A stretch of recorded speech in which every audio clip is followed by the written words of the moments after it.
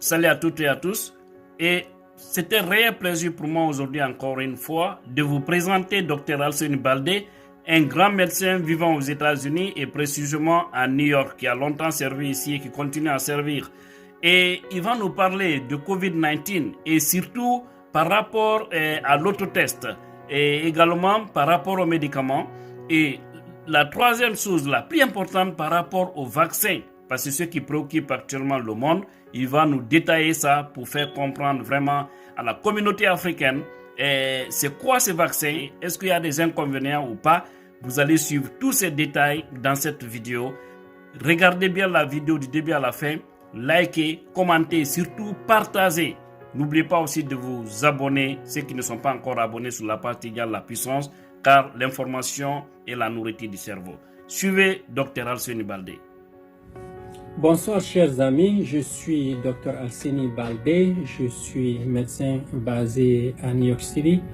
Je suis spécialisé en family medicine, en gérontologie, mais aussi en santé publique et particulièrement en épidémiologie et biostatistics. Alors j'ai reçu assez de questions, assez d'appels sur la COVID, sur la pandémie de la COVID-19. C'est ainsi que je viens aujourd'hui conférer avec vous et parler de l'évolution de la pandémie et surtout des nouvelles données sur la maladie. Alors depuis que cette pandémie est apparue l'année dernière au mois de décembre, nous avons eu assez d'informations sur la maladie. Nous connaissons la cause, nous connaissons comment la maladie se transmet, nous connaissons les symptômes. Alors aujourd'hui, je vais vous parler de l'évolution sur les tests, sur le traitement et sur les vaccins. Sur les tests, nous savons que les tests qui existaient, c'était des tests qu'on faisait soit au laboratoire, au bureau du médecin ou bien au niveau des centres spécialisés, spécialement ouverts pour cela. Donc, tous ces tests, les spécimens étaient envoyés au laboratoire et puis les résultats sont renvoyés aux patients. Alors, tout dernièrement, la FDA, qui est la Food and Drug Administration, qui est l'agence fédérale ici aux États-Unis qui approuve tout nouveau médicament, tout nouveau test, tout nouveau vaccin et surtout tout instrument à usage médical. Donc cette FDA a approuvé un nouveau test qu'on appelle Illumina. C'est un test de la COVID-19 qu'on peut faire à la maison, qu'on peut s'auto-administrer. Le kit sera bientôt disponible dans les pharmacies. Et puis la personne l'utilise à la maison. Il y a un système qu'on branche à son smartphone et on obtient le résultat en 20 minutes. Donc c'est un test qui est over the counter qu'on peut obtenir sans prescription médicale, sans ordonnance, et puis qu'on fait à la maison et puis on obtient le résultat rapidement. Ceci permettra de diminuer le stress, l'anxiété au niveau de la population. Et ensuite, je vais parler du traitement. Nous savons que depuis l'apparition de cette pandémie, il y a une course effrénée au niveau des grands laboratoires, des grandes compagnies pharmaceutiques pour la découverte du médicament contre la COVID. Mais malheureusement, jusqu'à présent, le seul médicament qui a été approuvé par la FDA est le Remdesivir. Mais c'est un médicament qu'on utilise à l'hôpital pour les malades alités, hospitalisés, des patients qui sont dans des conditions sévères. Et ce médicament est administré par voie injectable, par voie intraveineuse. Et ce médicament ne guérit pas la COVID, mais plutôt limite, diminue la durée d'hospitalisation, diminue la sévérité de la maladie. Donc il n'y a que ce médicament qui a été approuvé. Bien sûr qu'il y a beaucoup d'autres médicaments qu'on utilise et qui produisent des effets quand même favorables. Mais il n'y a pas à présent un médicament qu'on prend par voie orale, en comprimé, à la maison ou bien dans la communauté qui peut tuer le virus ou bien qui peut guérir la maladie. Bien que, comme je le dis, il y a plusieurs autres médicaments qu'on utilise pour le traitement de la COVID-19. Alors, quant au vaccin, aussi il y a une course parallèle, une course effrénée à la recherche du vaccin depuis l'avènement de la pandémie. Et il y a plusieurs grandes compagnies pharmaceutiques internationales qui se sont lancées à la recherche du vaccin. Et il n'y avait que 4 grandes compagnies qui sont arrivées à la phase 3 parce que la recherche du vaccin se fait en différentes phases, la phase 1, 2, 3. La phase 3, c'est en ce moment que la compagnie commence à enrôler les personnes à grande échelle, des dizaines de milliers de personnes, pour voir non seulement l'efficacité, mais aussi étudier les effets secondaires du vaccin. Donc il y a 4 grandes compagnies pharmaceutiques qui sont arrivées à cette phase 3. La première à arriver là, qui était plus en avance par rapport aux autres, c'était AstraZeneca, qui est une compagnie basée en Angleterre. Donc cette compagnie était déjà arrivée à la phase 3, mais malheureusement, il y a eu une des personnes qui a reçu le vaccin qui a développé des complications neurologiques sévères. C'est ainsi qu'ils ont arrêté les essais cliniques. Ça, c'était au mois de septembre. Et il a fallu un mois à peu près avant qu'on recommence les essais cliniques. Et ceci a provoqué un recul, a causé un recul pour AstraZeneca dans cette course à la recherche du vaccin par rapport aux autres compagnies. Une autre compagnie arrivée à la phase 3 est Johnson & Johnson, une grande compagnie pharmaceutique aussi basée ici aux États-Unis, et qui est toujours à cette phase 3, qui enrôle des dizaines de milliers de personnes pour étudier l'efficacité et les effets secondaires du vaccin. Par contre, 2 autres compagnies, l'une qui est Pfizer, l'une des plus grandes au monde, et une autre Moderna, qui n'est pas grande mais qui est spécialisée à la recherche, dans la recherche du vaccin, des vaccins en général, et qui a des méthodologies scientifiques très avancées, sophistiquées, qui permettent de raccourcir la durée de la recherche. Donc ces 2 compagnies ont produit des vaccins qui sont efficaces et dont la FDA a autorisé l'utilisation en urgence.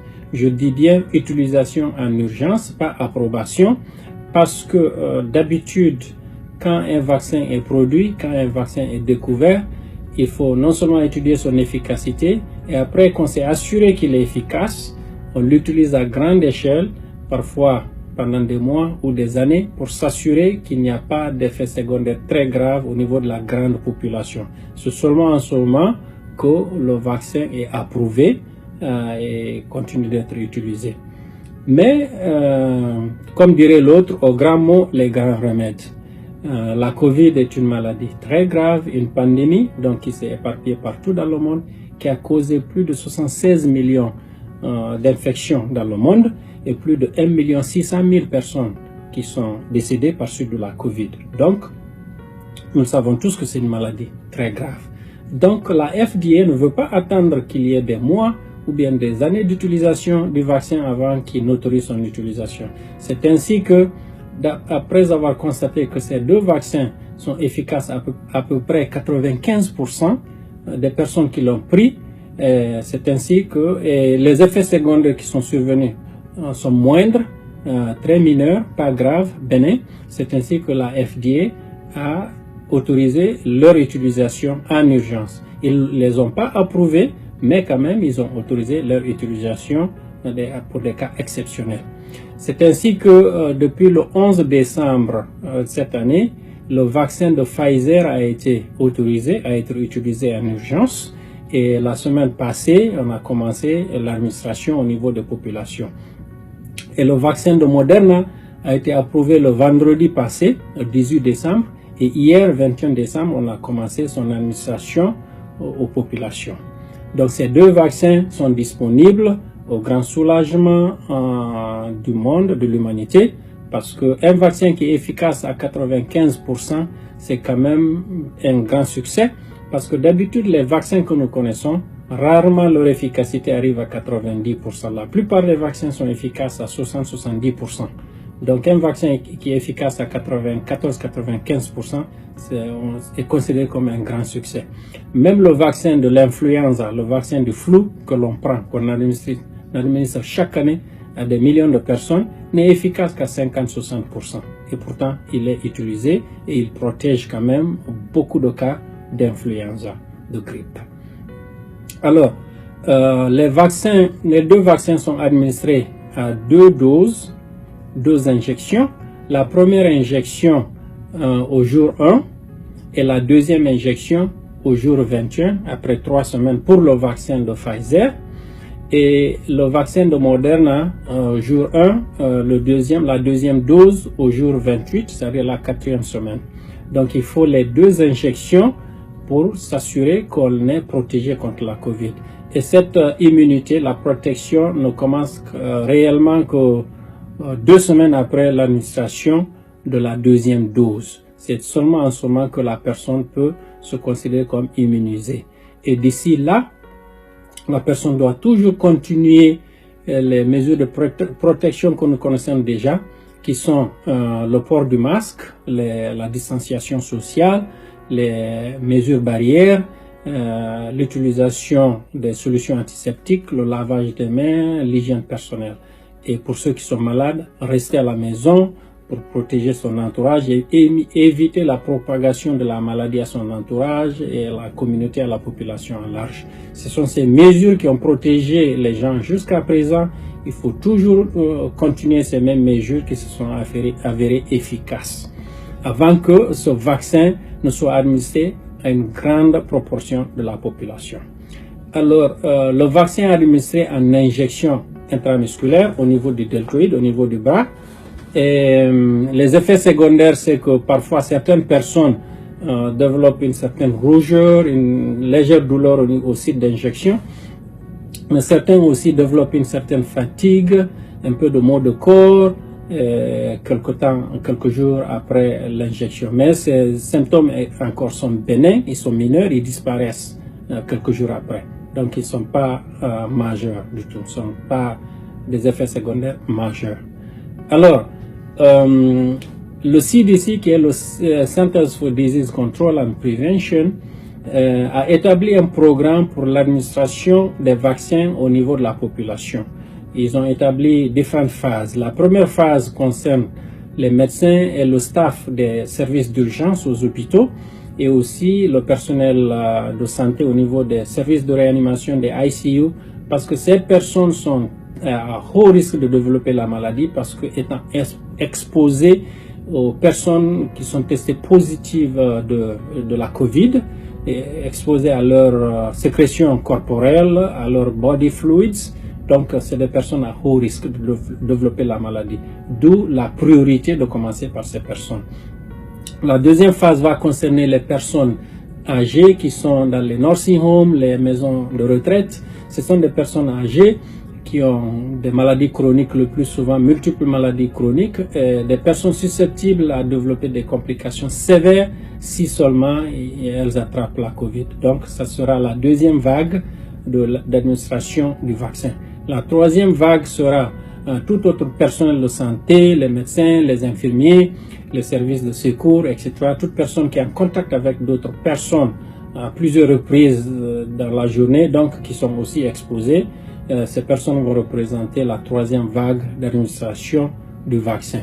Et après cela, le vaccin sera disponible et administré au reste de la population, à tout le monde. Ce sera disponible dans les pharmacies, chez les médecins, et les centres d'immunisation. C'est sûr qu'il y aura beaucoup de centres qui seront ouverts pour administrer le vaccin à autant de personnes possible, au maximum de personnes possible. Alors, encore une fois, le vaccin n'arrivera à la grande population, à la majorité des personnes, que seulement quelques mois après, peut-être vers l'été, le summertime. D'ici là, le vaccin est disponible qu'à ce groupe de personnes dont j'ai cité. Et encore une fois, d'ici là, il faut toujours continuer à se protéger. La pandémie n'est pas finie, le vaccin est là, mais il n'est pas encore disponible pour tout le monde. Il est là. La maladie est là, il faut toujours utiliser les mêmes mesures qu'on a utilisées jusqu'à présent pour se protéger. J'ai parlé de l'efficacité du vaccin, j'ai parlé des effets secondaires, mais il y a les contre-indications aussi. La principale contre-indication, c'est si quelqu'un développe une réaction sévère au vaccin à la première dose, c'est dire que cette personne ne va pas recevoir la deuxième dose. Et toute personne aussi, comme précaution, pas contre-indication, mais comme précaution, toute personne qui a développé une réaction sévère à un vaccin auparavant ne doit pas, plutôt peut recevoir ce vaccin de la COVID, mais doit être évalué par son médecin avant qu'ils ne reçoivent le vaccin de la COVID. Toute personne qui a développé une réaction allergique à un médicament injectable auparavant aussi doit être évaluée par son médecin avant qu'il ne reçoive le vaccin de la COVID. Et toute personne qui a développé une maladie aiguë au moment de l'administration du vaccin, le plus souvent doit attendre de guérir de cette affection aiguë et être évaluée par son médecin avant qu'il ne reçoive le vaccin de la COVID. Donc c'est cela, le vaccin est là, mais encore une fois, ce vaccin n'est efficace que quand une grande proportion de la communauté le prenne. Sinon, il n'est pas encore efficace. C'est ce qu'on appelle l'immunité collective, le herd immunity, et ceci n'est possible que quand plusieurs personnes, la majorité de la population, 70-80% de la population prennent le vaccin. En ce moment, il y aura moins de personnes susceptibles dans la communauté. Le virus aura du mal à circuler parce qu'il y a moins de personnes susceptibles. C'est ainsi qu'il va s'évanouir, qu'il va disparaître. Et espérons que la vie va redevenir comme normale, comme avant la pandémie, et elle va redevenir comme nous la connaissions avant. Je vous remercie et je reviendrai exprimer ce message en langue nationale pour ceux qui ne l'ont pas bien capté. Et je vous remercie. D'ici là, continuons les mesures que nous connaissons et que je viens de citer. Je vais insister sur le port du masque, sur le lavage des mains, sur l'utilisation des solutions antiseptiques et la distanciation sociale, éviter les agglomérations parce que la pandémie n'est pas finie, la Covid est là, il y a toujours des personnes qui tombent malades, il y a toujours des personnes qui sont admises à l'hôpital, dans les ICU, donc elle est toujours là. Je vous remercie et à bientôt et à la prochaine fois. D'ici là, stay safe. Thank you all. God bless you.